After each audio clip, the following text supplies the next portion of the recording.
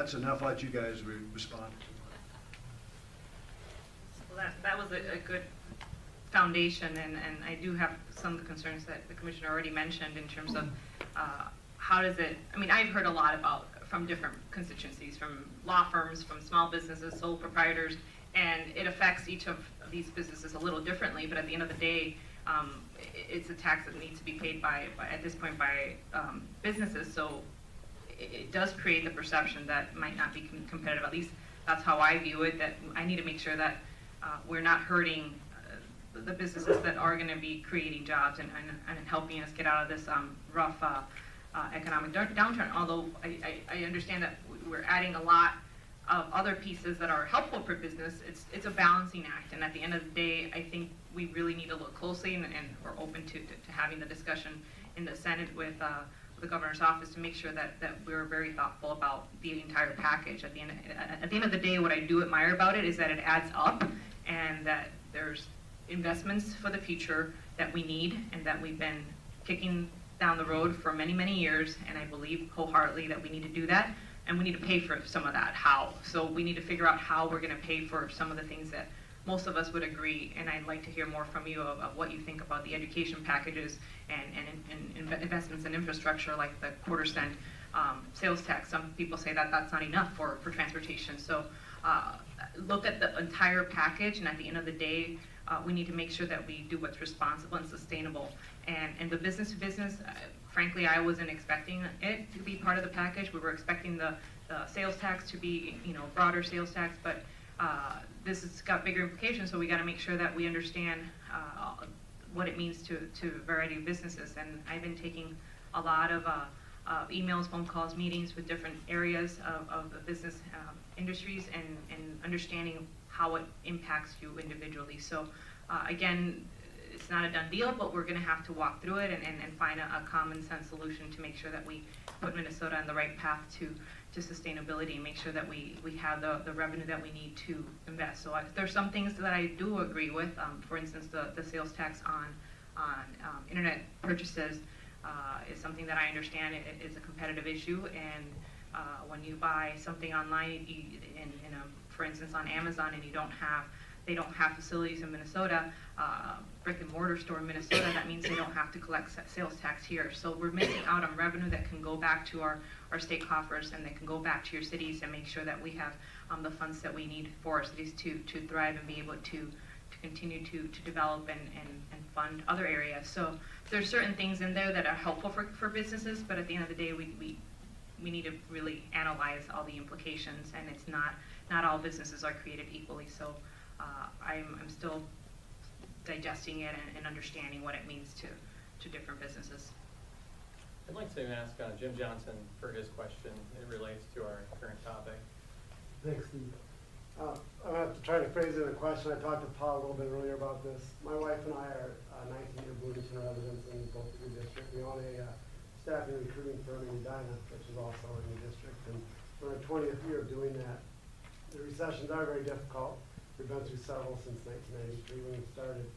We went into this last recession in 2008 with 30 full-time recruiters on staff. We came out with 15, if that gives you kind of an idea. I think we have to step back as a committee now and see what's in the best interest of the state. I don't want to go after anybody's guns, but I do want us to live in a community where we feel safe.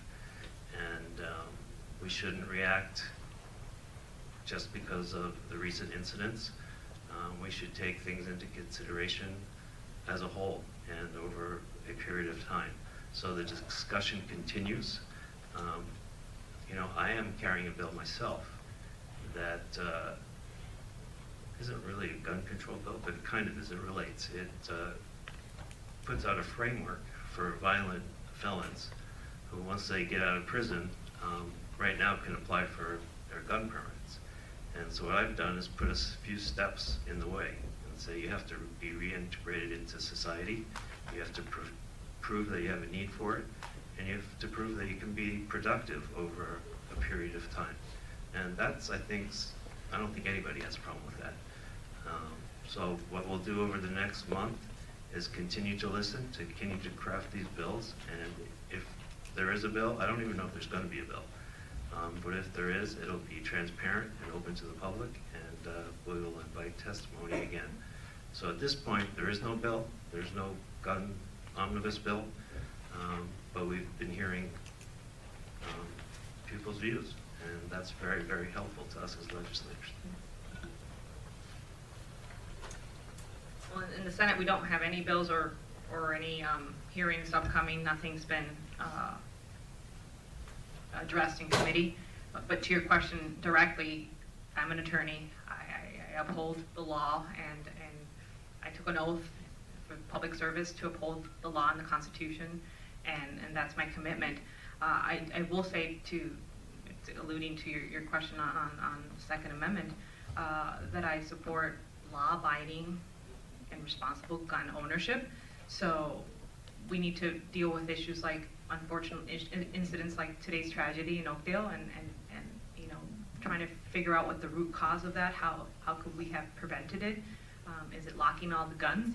I don't think so. So let's be reasonable. Let's have the conversation and discussion. Let's partner with our law enforcement, with our mental health professionals, and make sure that we look at this in a bigger context, not just, you know, pro or against guns. We need to be safe. We want to make sure that our children and our neighbors and our communities are safe. So we'll work with authorities at B to make sure that happens. And I personally think we need direction from the federal government on this, because I would hate to see a patchwork of issues in every state. This is a, you know, federal, in my mind, you know, gun laws. Maybe the federal government thinks differently, but this is an issue that has implication across state borders. So I think, you know, I would hate for us to jump and do something that's going to hurt our state or make it difficult for us to, you know, move forward. But yeah, I respect the Second Amendment, and that's the oath that I've taken. Great, so we just have 10 minutes left. Any closing thoughts on the budget topic, or on the health exchange topic, or transportation that you'd like to add? Things that maybe come up in the day today, or any further thoughts on any of those?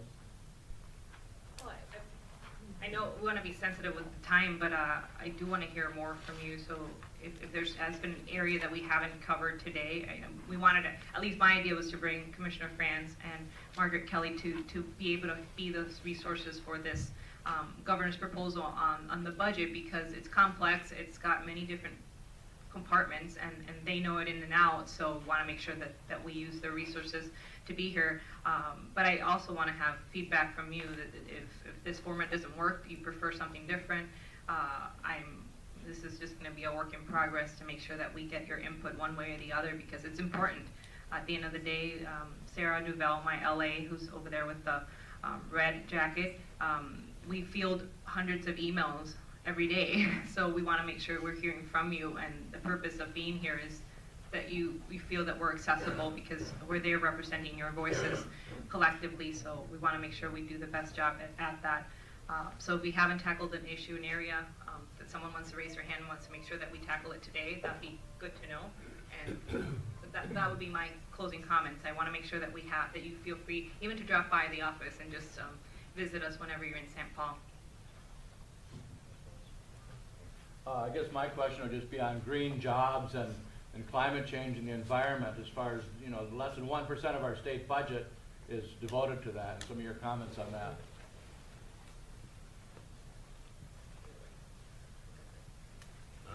You know, I think it's a great opportunity for us to bring manufacturing back to Minnesota. You know, for me, climate change is real, and we have to deal with it, and the more that we can do to make us less dependent on foreign countries, the better off we are. You know, there's some great corporations. There's 10K Solar in Bloomington, which is just booming. They've developed a system of solar pads that don't get disconnected. Usually, it's my understanding anyway, if one solar panel gets damaged, all the others go down. In their process, somehow they've done it so one can go down, but all the others are working. So I think we need to continue to invest and hopefully bring jobs to Minnesota, because these are good manufacturing jobs and good labor jobs for the installations, and it's good for the environment. You know, Chuck Brennis, who worked on my campaign for a long time, he's totally off the grid now. His house is solar. He drives a Nissan Leaf, and you know, I admire him for that. Does that mean everybody has to go that route? Absolutely not. But we should look at all options and look at them on their merits. I'm not completely off the grid, but I'll say that we do have solar panels on our roof, and I do believe in investing in technology and making sure that I mean, Minnesota has a great opportunity right now. We can still play in that space. I think we lost a little bit of the wind, if you will, to our friends in Iowa, but I think we're still at play. Turbines come through Duluth, and you see them on the interstate, so you see that there's movement.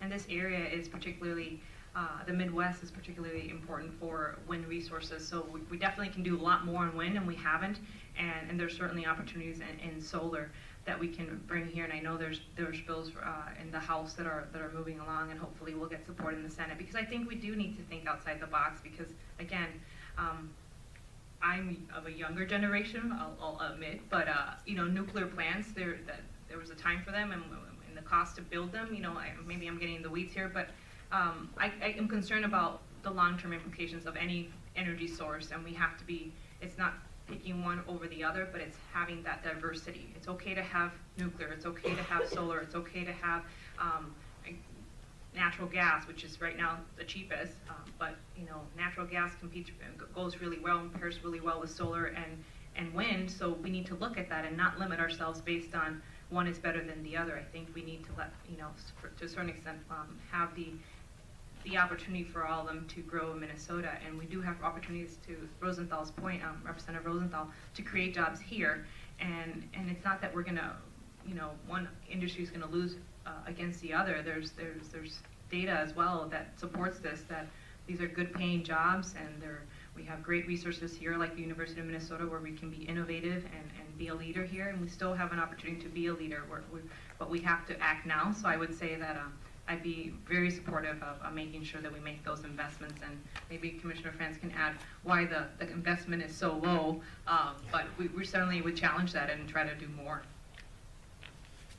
Well, thank you. Well, thank you, Senator Franzen and Representative Rosenthal, for asking me, and thank you all for coming tonight. Let me just end by saying one of the reasons the investments are what they are is one of the priorities. I mean, there are a lot of things to do, we felt, and I think the governor, in working with Commissioner Showalter and MMB and Margaret Kelly, the budget director, really, we worked through this with all the agencies, and we came up with what we thought was the best investments that we could make, and we prioritized them as best we could. But going forward, I just want to give you the information so you know how to connect and keep connected in this process and the timing. We'll be introducing the governor's budget, the bill language, I think either later this week or early next week. We'll have some more hearings that you'll be hearing about. We'll go through the process, we'll have hearings, we'll have opportunities for public testimony, and then the new budget forecast will come out on February 28th, is that right? So we'll have to take another look at, is the 1.1 billion deficit still there? Is it greater? Is it smaller? I mean, I don't know. So we'll have to look at that. Then in March, we'll go through some more hearings, and we'll go through this process. So at any time, please don't hesitate to contact me or Margaret Kelly. My direct dial number is 651-556-6003. Just call it, and I'm there.